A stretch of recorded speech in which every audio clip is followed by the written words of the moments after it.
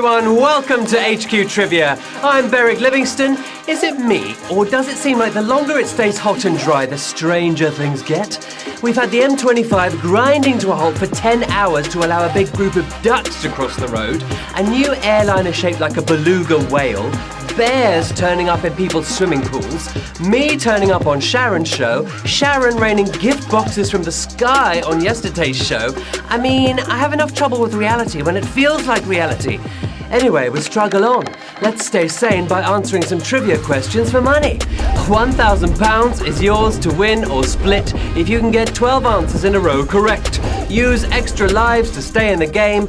Get extra lives by inviting friends to play using your code. Okay, let's do this thing. Here's Q1. What is the name of Apple's video and audio calling service? Headspace, Mouth Hour, FaceTime. They've had video conferencing and calling since way back when. Back in the 1920s, AT&T were testing video calling. But if you went for Headspace, then you're about to get an extra 15 minutes of it. Chatting with all your features, it's FaceTime. FaceTime, Apple bought the name from a company called FaceTime, 114,279 if you got that right. 367 thought Mouth Hour, and you can video call Ms. Vanjie and discuss what happened.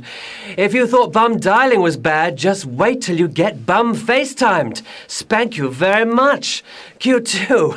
Which of these toppings are commonly found on a margarita pizza? Margarine and thyme, butter and turnip, cheese and tomato. Oxford research shows is the pizza capital of the UK. 49% of people in Oxford have a pizza at least once a week. The greedy little... Anyway, if your margarita turns up with a turnip, send that sucker back, baby.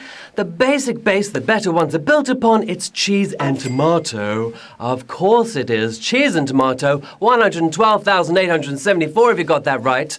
510 of you thought margarine and thyme. And if my grandmother had wheels, she would have been a bike. Okay, pizza was named after Queen Margherita, who clearly wasn't an adventurous eater. Now, coming up tomorrow is our £8,000 game. Invite friends to get those extra lives in because they could be what you need to secure a win. Now, I have been asked to shout out the Beric fan club. I'm quite embarrassed, but I'm very tickled that there is such a thing, so thank you for that. Also, hello to Sarah Wiggin, who's just had surgery. Her wishing you better. Gemma Greenshields, hello. And hello to Big Steve and Small Jordan. On to Q3. An aeronaut is another name for which of the following? Chocolate taster, balloonist, astrologer. 3 fascinating jobs that they don't mention enough in careers fairs. We're after the one that looks down on the others, literally. It's a balloonist. Yes, aeronaut, from the words meaning air and sailor. 54,099 if you got that right. We lost 53,000 to astrologer. That was nearly a savage question. I think we lost more than we thought we were going to do there. Originally, that was a name unique to balloonists. It now refers to the pilot of any old flying contraption, but not to astrologers. Okay, losing half so early in the game. Only the fittest survive. Here comes Q4. Suffering Succotash is the trademark exclamation of which cartoon cat? Garfield, Sylvester, Top Cat. It was a way of avoid saying suffering saviour, which would have been a curse back in the day. Suffering Succotash. Succotash consists of sweet corn with lima beans, but which cartoon kitty is suffering it? Dressed for dinner, it's Sylvester. Sylvester, the right answer. Top Cat had the best theme tune, but 49,443 of you knew it was Sylvester. Succotash is hardly lasagna, but it's still better than the stuff our cat drags in. Yeah, let's not go there. Q5. Which Alfred Hitchcock movie is largely set in Australia? Foreign Correspondent, The Trouble with Harry, Under Capricorn. Alfred Hitchcock, the master of the cameo, the master of the camera movement, and the master of suspense, until HQ came along. Well, let's not keep you in suspense any longer, because it is the one with a bit of down under in the title, Under Capricorn. Under Capricorn, the right answer, 20,798. I'm going to call this one savage because we lost 30,000 of you. Savage question there. 15,000 to foreign correspondent, 13,000 to The Trouble with Harry. No one really knew that. It wasn't a big success on its release, maybe that's why. Now it's considered one of the Masters' most overlooked and underrated pictures. Okay, 20,000 still in the game. Q6. Which of the following planets is impossible to see from Earth with just the naked eye? Mars, Neptune, Saturn. Just the naked eye, or eyes, or even with glasses, you can't see it without some kind of equipment like a telescope. And without that, who is missing from even the clearest sky? Not observed till the 1600s, not identified as a planet till the 1840s, it's Neptune. Neptune, the right answer, which could have been called Oceania or Janus, but we went for Neptune, and we call it that. I call 17,219 of you winners. Sorry, Pluto, but Neptune is the only real planet in the solar system we can't see without help.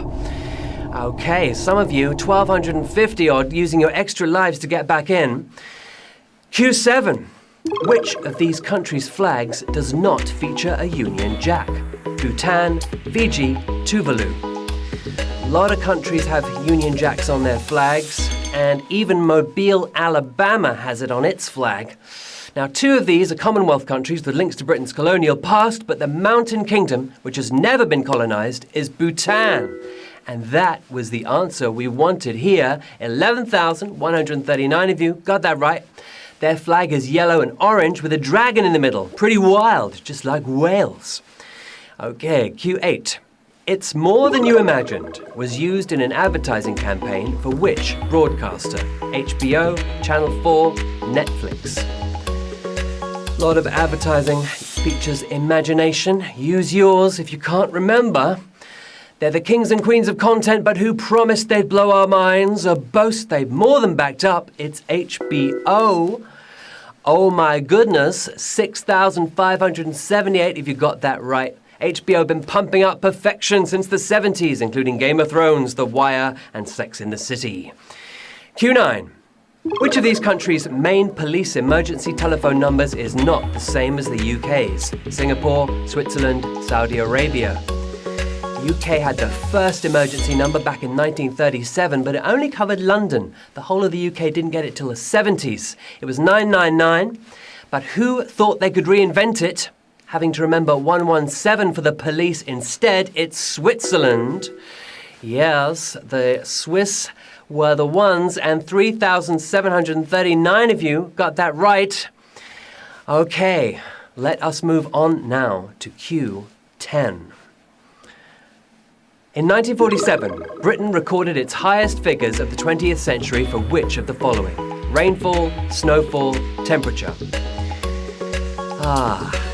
Cast my mind back. What was it? The weather is always good for a whinge, but really maxing it out back in 47, with temperature definitely on the low side, it's snowfall. Yeah, they had a few bad winters, record breakers back in the 20th century, but snowfall was the one we wanted here. 2,129 if you got it right. We love a snow day, but 55 of them in a row might have been a bit much even for Blighty. 2 questions to go. 453 people using extra lives there. Question 11. The Boulder chase scene in Raiders of the Lost Ark was inspired by which comic? Justice League, Adventure Comics, Uncle Scrooge. Classic movie from '81. And you know those ghostly figures at the end? They filmed those by shooting mannequins in a swimming pool with a furry lens. So there you go.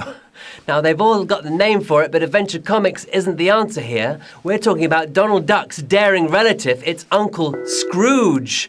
Uncle Scrooge, the right answer. Oh, just 623 if you got that right. I think it's the second savage question of the day. 2,000 of you eliminated. Not surprised, because that was a toughie. It may be one of Hollywood's most iconic scenes, but it was taken straight off the page of a Disney comic. George Lucas, the co-writer, even confirmed it himself. All right, everyone, now stay with us. You 623, we're moving into the final round. Everything on the table, £1,000 to play for. Here it comes, the final cue, Q12. In which of these grounds did Muhammad Ali successfully defend a world title in 1966? Highbury, Wembley, White Hart Lane. Just a couple of years before, of course, he changed his name from Cassius Clay through Cassius X to Muhammad Ali. Now, Henry Cooper wanted his belt back, but where was he denied? It was a Wembley-worthy fight, but the stadium was getting ready for the World Cup at the time. Going glove to glove at the Gunners' old ground, it was Highbury for the win. Hip, hip, Highbury, 368 winners today. Knockout.